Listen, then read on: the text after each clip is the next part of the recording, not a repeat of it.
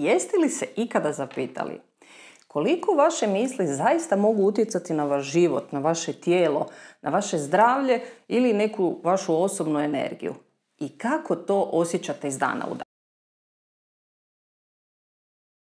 Ne onako usput, nego baš ozbiljno. Što ako ono što mi mislimo nije samo nekakav film u našoj glavi, nego se stvara energija koja ostavlja trag na našim stanicama? Moje ime je Ana, ja sam pravnica, ali s druge strane sam bioterapeut, učitelj intuitivne inteligencije, coach, mentalni trener i osoba koja je prije dosta godina sjedila u školskoj klupi i nije baš voljela fiziku. U osnovnoj školi sam sjedila pored jednog dječaka koji je obožavao fiziku.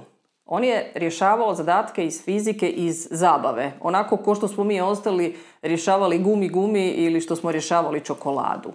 Uvijek sam ga gledala onako baš sa divljenjem i pitala sam se kako to, zašto mu je to tako zabavno i kome će ovo ikad u životu trebati. Kome će ikad trebati zakon očuvanja energije? Da mi je tad neko rekao da ću ja jednog dana dobrovoljno čitati o tome, o kvantnoj fizici, neuroznanosti i ovakvim energetskim temama, ja bih vjerojatno rekla odi na nekakav pregled, nije ti baš dobro.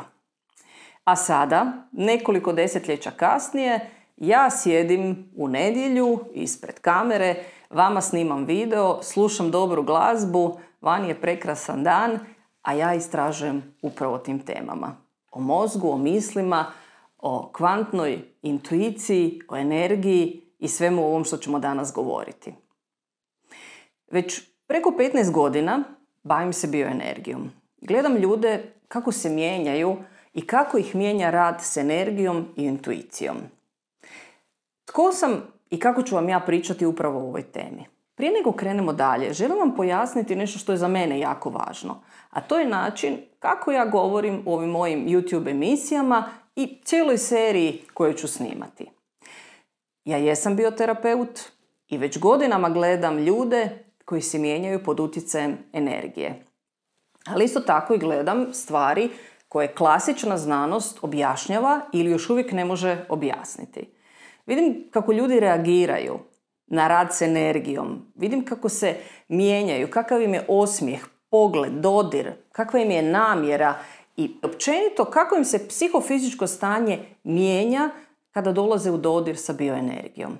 Istovremeno, kao osoba koja poštuje i znanost i etiku, ne želim samo ponavljati fraze koje sam negdje čula, nego želim u svojim emisijama raditi jednu vrlo jasnu podjelu. Da uvijek postoje stvari koje su već dobro istražene, dokazane ili su pak opovrgnute. O tome ću govoriti kao nekim znanstvenim činjenicama do kojih ja mogu doći, koje su mi dostupne. S druge pak strane, postoje i neke teme koje su još uvijek vrlo kontraverzne, koje su možda i na rubu znanosti, gdje postoje zanimljiva istraživanja, ali o njima nema konsenzusa ili još uvijek nisu uzeta kao činjenica. O njima ćemo govoriti kao tragovima, kao mogućnostima, ali ne kao goloj istini. I konačno treće, postoje teme i stvari koje nisu ni u jednoj od ove prve dvije grupe. A to su neka duhovna učenja, to su neka osobna iskustva, energetska iskustva i iskustva s rada s ljudima i energijom. Ja vam to naravno neću prodavati kao znanstveno dokazano, nego onako kako ja vidim neku temu, kako osjećam i kako ju živim. Vi ćete možda s tim rezonirati, a možda i nećete i to je potpuno u redu. Nije nužno da mislimo jednako, ovdje smo da razmotrimo temu, da damo neko svoje viđenje i da vi kažete sami za sebe u ovo ne vjerujem, u ovo vjerujem, ali ću otići i negdje provjeriti. Ja osobno vjerujem u rečenicu napravi svoje vlastito istraživanje. Čitaj, propitkuj, istražuj. Gledaj kako to što čuješ rezonira s tobom, tvojim iskustvima i tvojim ciljevima. Moj cilj nije da ti kažem u šta ti trebaš vjerovati. Moj cilj je da pronađem informacije kako za sebe, tako i za vas, da vidim kakve su perspektive, kakvi su alati dostupni, a onda ćemo svako za sebe donijeti zaključke. Krenimo danas od toga što o odnosu misli i energije zapravo danas znamo kroz znanost. Kad kažemo misao je energija, to često zvuči kao baš onako lijepa metafora, ali iza toga postoji vrlo konkretna baza. Kad mi mislimo, naš mozak nije u tišini. U njemu neuroni stalno izmjenjuju nekakve električne impulse, a ti signali mogu se mjeriti. I to nije ništa novo i ništa nepoznato. Uređaj koji mjeri naše električne signale u mozgu zove se EEG. Dakle, misao nije nešto apstraktno izvan tijela. Misao je povezana s vrlo stvarnom električnom aktivnošću mozga. Kada mi govorimo o vezi uma i tijela, mi pričamo i o kemiji.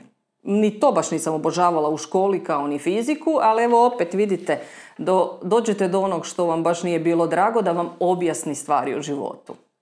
Kako to funkcionira? Kad mi doživimo strah ili misao straha, ljutnje, nekakve jako velike brige, naš mozak to ne doživljava samo kao informaciju. On pokreće cijeli niz reakcija u našem tijelu. Vi jako dobro znate i već ste čuli da naš živčani sustav se dijeli na dva dijela. Taj autonomni živčani sustav igra vrlo važnu ulogu kod nas. Jedan njegov dio, simpatički živčani sustav, je onaj koji djeluje kao gas u tijelu. On se aktivira kad smo pod stresom, kad naš mozak doživljava kao da smo u nekakvoj opasnosti. Počne mi srce brže lupati, mišići mi se napnu, disanje se ubrzava, a tijelo kompletno se sprema ili na borbu ili na bijeg. S druge pak strane, parasimpatički živčani sustav je kočnica. On je u suprotnosti od onog gasa. Zadužen mi je za odmor, za regeneraciju cijelog mog tijela, za probavu, za san, za sva ona stanja u kojima se tijelo obnavlja. Ako vam je to lakše, možemo i ovako reći. Simpatički je onaj naš napeti mod. Radiš, brineš, žuriš, braniš se, a s druge strane parasimpatički je onaj koji kaže idem si malo leći na kauč, idem si malo disati, idem malo napraviti nešto za sebe i svoje tijelo koje će popraviti cijeli moj sustav. Gdje se javlja problem? Javlja se u situacijama što danas mnogi ljudi žive kao da je taj simpatički sustav jedini i stalno su na gasu, a onaj drugi parasimpatički rijetko kada dođe na red. Mi guramo do beskraja taj gas, a onaj odmor stavljamo sa strane. Kada je stres dugotrajan, u igru ulazi hipotalamus, hipofiza i nadbubrežna žlijezda. To je taj HPA mod. Hipotalamus u mozgu prepoznaje stres i šalje signal hipofizi. Ona pak pošalje signal nadbubrežnoj žlijezdi koja onda luči hormone stresa. Vjerojatno ste čuli za kortizol i adrenalin. Drugim riječima, mozak kao da pritisne gumb alarm i žlijezde u tijelu izbace hormone stresa da nas pripreme za tu neku opasnu situaciju. Ti hormoni su zapravo jako korisni kad stvarno mi trebamo pobjeći ili se obraniti. Ako te napadne nekakav divlji pas, on će ti pomoći da preživiš. Ali ako su kronično povišeni, ako stalno su aktivni, oni mogu jako iscrpeljivati i naš imunitet, i usporavati probavu, podići krvni tlak, napraviti mišićnu napetost, dati vam bolove u leđima, poremetiti san i još mnogo toga. Jedan od dijelova mozga koji je posebno osjetljiv na takav dugotrajan stres je hipokampus. On nam je jako važan za pamćenje i regulaciju emocija. Sad možete ga zamisliti na sljedeći način. Kao da imate unutra malo neku knjižicu u kojoj ćete pohranjivati sva vaša sjećanja, emocionalne dojmove, sve neke situacije koje ste proživjeli. Dugoročno, kad je taj stres jak, može se dogoditi da doslovno tu vašu knjižicu smanji. Da smanji volumen hipokampusa. A zašto to za nas nije dobro? Pa zato što će to negativno utjecati na naše pamćenje, na učenje, na način kako vi doživljavate sebe i svijet. Zato kad kažem da misli i emocije utječu na naše tijelo, to nije samo energetska priča. To je vrlo konkretna neurobiologija koju danas dobro poznajemo i koju je znanost objasnila. Ako imamo negativne misli, koje su psihosomatske posljedice? Kada su misli kronično teške, pune straha, bijesa, mržnje, brige, kad smo mi stalno na gasu, to se prije ili kasnije počinje manifestirati i u tijelu. Kroz glavobolju, kroz napetost u vratu, ramenima, kralježnici, bolovi u leđima, umoru, probavne smetnje, gastroenterološke smetnje, ubrzan rad srca ili neke druge kardio situacije, nesanica, nekako neraspoloženje emocionalno. Mi tad često kažemo, to su mi malo od živaca, jel? Ali nije to baš samo malo od živaca, nego to je vrlo stvarna fizička reakcija. To je ono što mi zovemo psihosomatske posljedice stresa. I tijelo nisu dva odvojena svijeta. To je jedan sustav. I to nas dovodi do jednog od najjačih dokaza da misli i uvjerenja mogu utjecati na tijelo.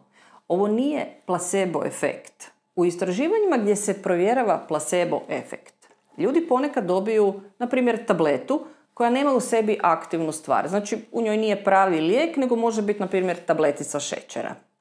Pokazalo se da ako ljudi vjeruju da dobivaju stvarni lijek, njihovo tijelo može reagirati kao da je u njoj lijek, a ne šećer, na primjer.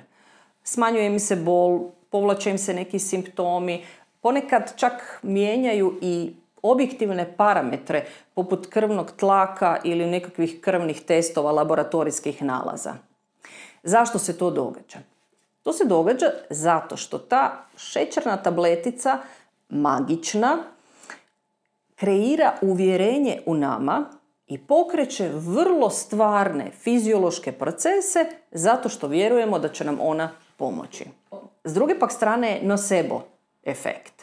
On se događa kad osoba vjeruje da će se dogoditi nešto loše. I onda i tijelo počne se ponašati u skladu sa tim očekivanjima i uvjerenjima. Iako možda ta tabletica, ta lažna tableta, zapravo uopće nije štetna, nego se to u njoj nalazi malo praha od šećera. Drugim riječima, naša očekivanja, naša tumačenja, naša vjerovanja, misli, osjećaji mogu u nekoj mjeri pokrenuti procese koji potiču ozdravljenje ili pak pogoršati naše ukupno stanje. I to nije duhovna metafora. To je nešto što su medicina i psihologija potvrdili kroz puno istraživanja. Sad ulazimo više u drugu razinu. Pogledat ćemo malo istraživanja koja možda neki osporavaju, a koji su meni zanimljivi kao tragovi u istraživanju ove teme. Ispričat ću vam o 3 eksperimenta koje sam spominjala i na mom blogu. Ja ih ovdje ne navodim kao konačan dokaz, nego kao pitanja koja nas mogu potaknuti na razmišljanje i kao neke teme koje je vrijedno dodatno istražiti, ne samo nama, nego i znanstvenicima. Prvi eksperiment dolazi s instituta HeartMath. Ako se sjećate, ja sam o tom institutu već govorila i meni su njihova istraživanja vrlo zanimljiva kao i teme koje pokrivaju. Što se ukratko radilo na ovom konkretnom istraživanju? Uzeli su uzorke DNK od ljudi i taj uzorak DNK su stavili na odvojenu lokaciju. Ljudi su onda bili zamoljeni, koji su bili u sklopu tog testiranja, da svjesno stvaraju određene emocije. Na primjer, rekli su im, sad budite u ljubavi, budite u zahvalnosti ili pak budite ljuti, frustrirani, nezadovoljni.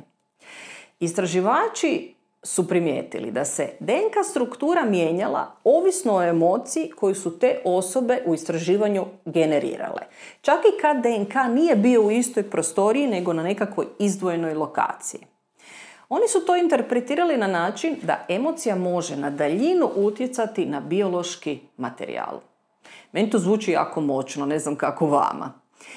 I šta bi onda rekao neko ko je dosta oprezan po tim temama? Koja pitanja bismo mogli otvoriti? Što je zapravo uzrok tome? Je li se to istraživanje ponavljalo u drugim laboratorijima? Da li je metoda bila dovoljno stroga?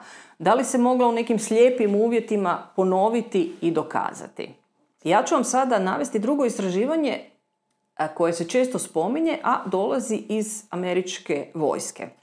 U tom drugom eksperimentu uzete su bijele krvne stanice, leukociti, od jednog donora i smjestili su ih na drugu udaljenu lokaciju. Donor je u isto vrijeme bio izložen emocionalnim podržajima. Puštali su mu video zapise koji su izazivali snažne emocije. Mjerili su električnu aktivnost stanica koje su, sjećate se, bile na udaljenoj lokaciji. Što su oni zabilježili? Aktivnost leukocita se mijenjala sinkronizirano sa promjenom emocionalnih reakcija donora, bez obzira što su oni bili razdvojeni na različitim lokacijama. Kako su to protumačili? Tumačili su to kao neku vrstu veze između naše svijesti, naših emocija i stanica DNK našeg koji nije više u našem tijelu. Treći eksperiment koji sam pronašla vezan je uz eksperiment Vladimira Popnina. Često se naziva i efekt fantomske DNK. U ovom pokusu promatrano je ponašanje fotona, dakle to su sitne čestice svjetlosti u vakuumu. Šta je promatrano? Kada u sustavu nije bilo DNK, fotoni su bili nasumično raspoređeni, ajmo reći razbacani. A kada su u sustavu unijeli ljudski DNK, fotoni su navodno počeli se slagati u nekakav uređen obrazac oko DNK. Onda kada su opet uklonili DNK, fotoni su zadržali taj uređeni obrazac kao da je ostao nekakav otisak. To se tumačilo kao ideja da DNK može utjecati na kvantno polje oko sebe. Na ovaj eksperiment postoje kritike, ne samo od metodologije, nego do interpretacije rezultata i pitanje da li se to može replicirati. Zato i ovaj eksperiment možemo svrstati u onu nekakvu srednju zonu. Nije nešto što klasična znanost apsolutno prihvaća kao dokaz, ali je vrlo interesantno, da ne kažem kontraverzno, i radi se o nekoj vrsti znatiželjne pukotine u kojoj se svi pitamo da li to doista tako funkcionira. Ovdje smo da zajedno otvorimo pitanja i teme. Što ako misli i emocije zaista imaju veći utjecaj na naše tijelo i našu energiju nego što mi to danas možemo objasniti do kraja? Možda i više nego što znanost može danas objasniti. Treći aspekt koji bih htjela u ovoj epizodi samo kratko otvoriti, a onda mu posvetiti cijelu jednu emisiju, je taj duhovno-energetski aspekt. Što sam ja primijetila, a nije nikakva znanstvena osnova, nego čisto moje osobno iskustvo. Bioterapeut sam više od 15 godina i radila sam stvarno sa jako velikim brojem ljudi. Postoje vrlo zanimljiva iskustva koje mi bioterapeuti vrlo često viđamo, a taj je utjecaj misli i namjere na tijelo, bez obzira da li se nalazi u našoj prostoriji ili radimo na daljinu. Ja ću vam u jednoj od sljedećih emisija pričati upravo i posebno o takvim iskustvima i ono što smo mi spoznali.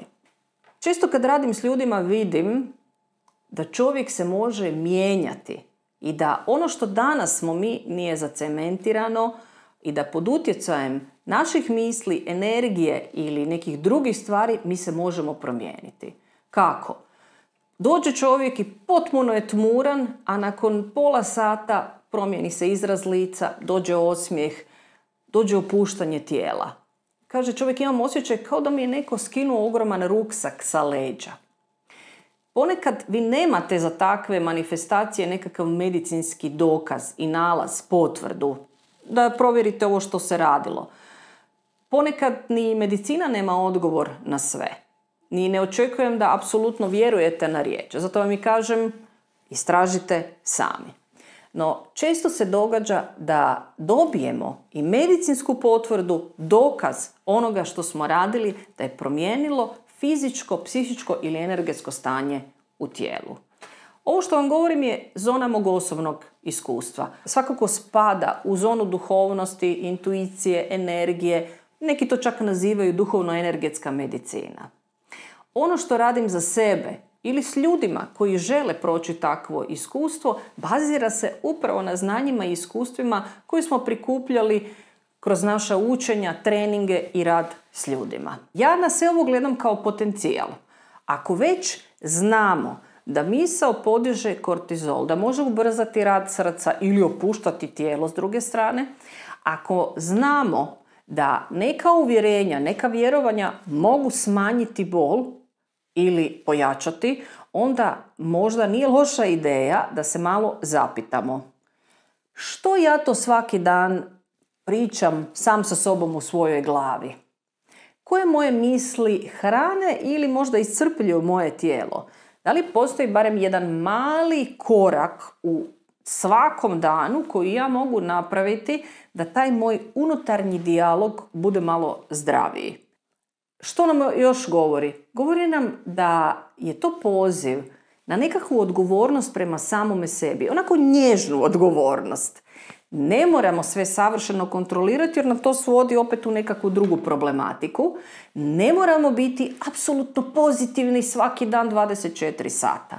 Ali možemo priznati sebi da misao ima određenu težinu i da je vrijedna naše pažnje. Zato u ovoj emisiji pričamo o tome kao potencijalu, kao nečemu što može biti iskorišteno i postati naš saveznik i saveznik našeg zdravlja.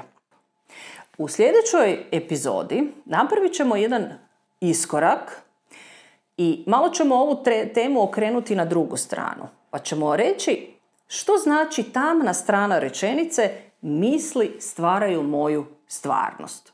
Što se dogodi kad tu rečenicu promijenimo sa čovjeka koji je u normalnom stanju na čovjeka koji je teško bolestan? Ili možda na nekakvo dijete tek rođeno? Ili na nekog ko doživljava u ovom trenutku veliku nesreću, rat, genetsku bolest ili patnju? Do tada imam jedan mali zadatak za vas.